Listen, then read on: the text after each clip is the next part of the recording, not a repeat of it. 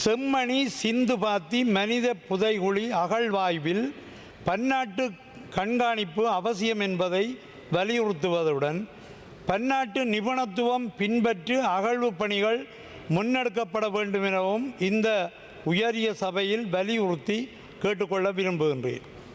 அத்தோடு செம்மணி அகழ்வாய்வு பணிகளுக்குரிய தொழில்நுட்பம்சார் நிபுணத்துவத்தை வழங்குவது தொடர்பில் ஆராய்ந்து வருவதாக பிரித்தானியாவின் வெளியுறவு மற்றும் அபிவிருத்தி விவகாரங்கள் இராஜாங்க செயலாளர் டேவிட் லமி அண்மையில் தெரிவித்துள்ளார். அவரின் இந்த கருத்துக்களை வரவேற்பதுடன் அவருக்கு எனது நன்றிகளையும் தெரிவித்துக் கொள்ள விரும்புகின்றேன்.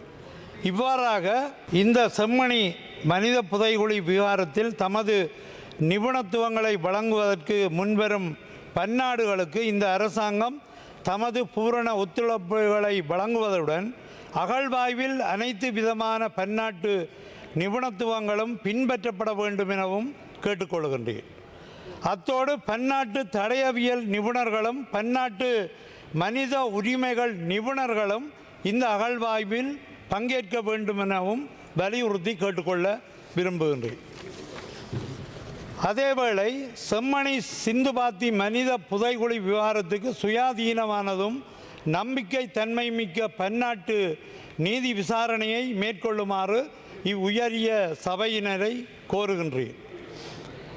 குறிப்பாக தற்போது இந்த நாட்டில் பெரும் பேசுபொருளாக யாழ்ப்பாணம் செம்மணி சிந்துபாத்தி மயான புதைகுழி விவகாரம் மாறியிருக்கின்றது.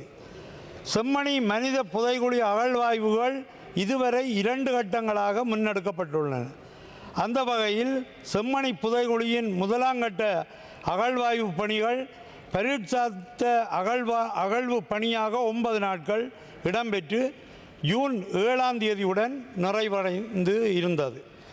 அதனைத் தொடர்ந்து 2ஆம் கட்ட மனித புதைகுழி அகழ்வாய்வுகளை மேற்கொள்வதற்கு நீதிமன்றால் 45 நாட்கள் அனுமதி வழங்கப்பட்ட நிலையில் கடந்த ஜூன் மாதம் 26ஆம் தேதி 2ஆம் கட்ட அகழ்வாய்வு பணிகள் ஆரம்பிக்கப்பட்டன.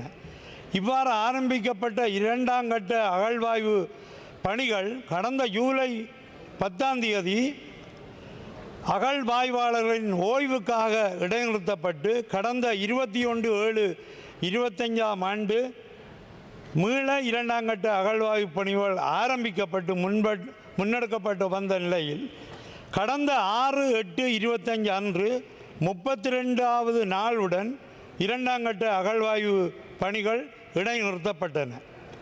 அந்த வகையில் இதுவரை குறித்த செம்மணி மனித புதைகுழியிலிருந்து மொத்தம் 147 எலும்புக்கூட்டு தொகுதிகள் மொத்தம் இனங்காணப்பட்டுள்ளது. அவற்றிலிருந்து 140 மனித எலும்புக்கூட்டு தொகுதிகள் முழுமையாக அகழ்ந்தெடுக்கப்பட்டுள்ளன.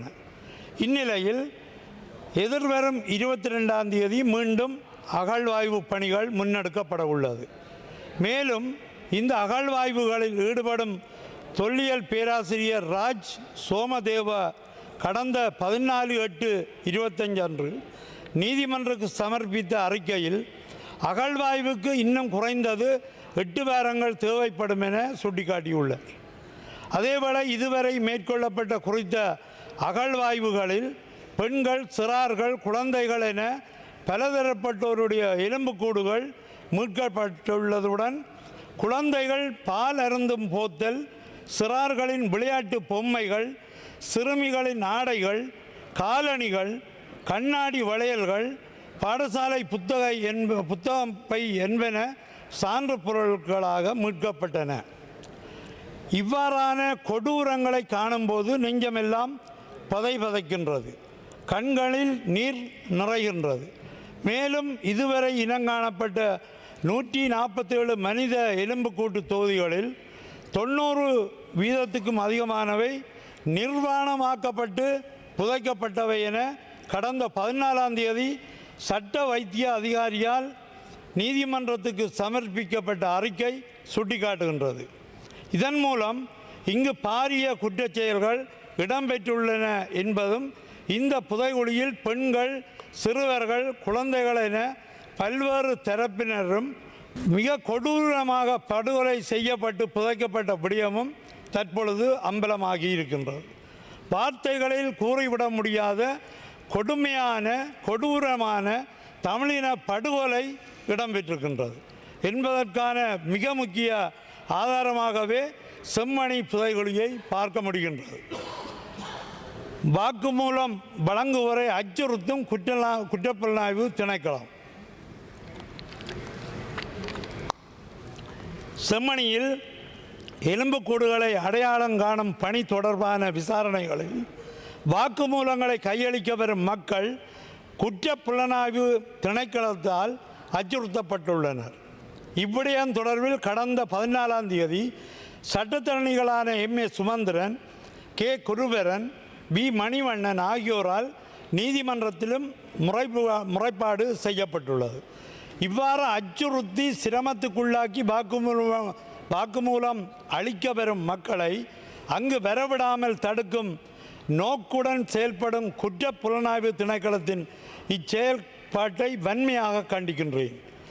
இவ்வாறான அச்சுறுத்தல் செயல்பாடுகள் இனிமேல் இடம்பெறக்கூடாதெனவும் கேட்டுக்கொள்கின்றோம். படுகொலையோடு தொடர்புடைய படையினர் தப்பிக்காமல் இருக்க நடவடிக்கை தேவை. கடந்த 1999 யாழ்ப்பாணத்தில் காணாமல் போனோர் குறித்த விசாரிக்க இலங்கை மனித உரிமை ஆணைக்குழுவால் கலாநிதி தேவநேசன் நேசையா தலைமையில் K.H. கமிலஸ் பெர்னாண்டோ, ஜெசிமா இஸ்மாயில், C.M. இக்பால் ஆகிய 4 அடங்கிய விசாரணைக்குழு நியமிக்கப்பட்டது. குறித்த விசாரணைக்குழுவால் 210 பக்கங்களை கொண்ட நீண்ட விசாரணை அறிக்கை கடந்த 2003 அக்டோபர் 28ஆம் தேதி வெளியிடப்பட்டது. அவ்வறிக்கையில் காணாமல் போனவர்களில் பெருமளவானோர் இராணுவத்தினால் கொல்லப்பட்டிருக்கலாம் என குறிப்பிடப்பட்டுள்ளதுடன் படுகொலையுடன் தொடர்புடைய இராணுவ முகாம்கள், இராணுவ அதிகாரிகள், இராணுவத்தினரின் பெயர்களும் அவ்வறிக்கையில் சுட்டிக்காட்டப்பட்டுள்ளன.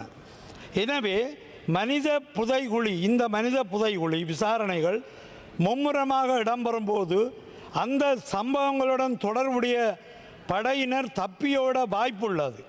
எனவே அதற்கு முன்னர் உரிய நடவடிக்கைகளை மேற்கொள்ளுமாறு கேட்டுக்கொள்கின்றேன். சோமரத்ன ராஜபக்ச பன்னாட்டு நீதி விசாரணைக்கு உட்படுத்தப்பட வேண்டும். கடந்த 96ஆம் ஆண்டு காலப்பகுதியில் செம்மணி இராணுவ சோதனை சாவடியில் இராணுவத்தினரால் மேற்கொள்ளப்பட்ட கிருசாந்தி குமாரசாமி படுகொலை வழக்கில் குற்றவாளிகளாக இனங்காணப்பட்ட லான்ஸ் கோப்ரல் சோமரத்ன ராஜபக்ச உட்பட 6 இராணுவத்தினருக்கு ட்ரையல் அட்ஃபேர் நீதிமன்றம் கடந்த 98ஆம் ஆண்டு செப்டம்பர் மாதம் 3ஆம் தேதி மரண தண்டனை வழங்கியிருந்தது. நீதிமன்றத்தின் இத்தீர்ப்பை அடுத்து இராணுவ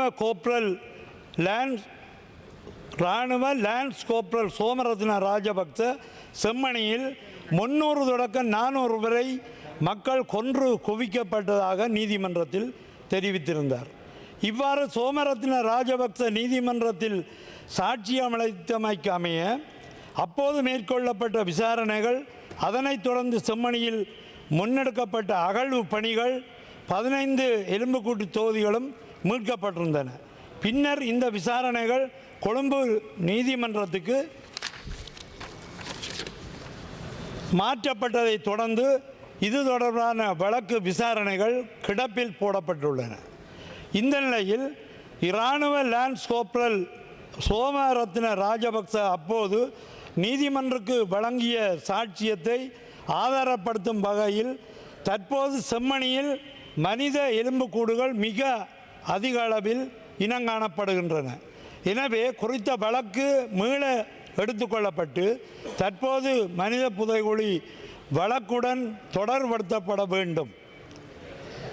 யாழ் நீதவான் நீதிமன்ற வழக்கேட்டிலிருந்து கொழும்பு நீதிமன்றக்கு அனுப்பப்பட்ட P2899 என்னும் வழக்கு மீளவும் யாழ்ப்பாண நீதிமன்றக்கு பாரப்படுத்தப்பட நடவடிக்கை எடுக்கப்பட வேண்டும் என கோருகின்றேன். இத்தகைய சூழலில் பன்னாட்டு விசாரணை ஒன்று முன்னெடுக்கப்படும் பட்சத்தில் கடந்த 96ஆம் ஆண்டு காலப்பகுதியில் செம்மணி தொடக்கம் துண்டி இராணுவ முகாம் வரை இராணுவத்தால் யாழ்ப்பாணத்தில் மேற்கொள்ளப்பட்ட சகல படுகொலைகள்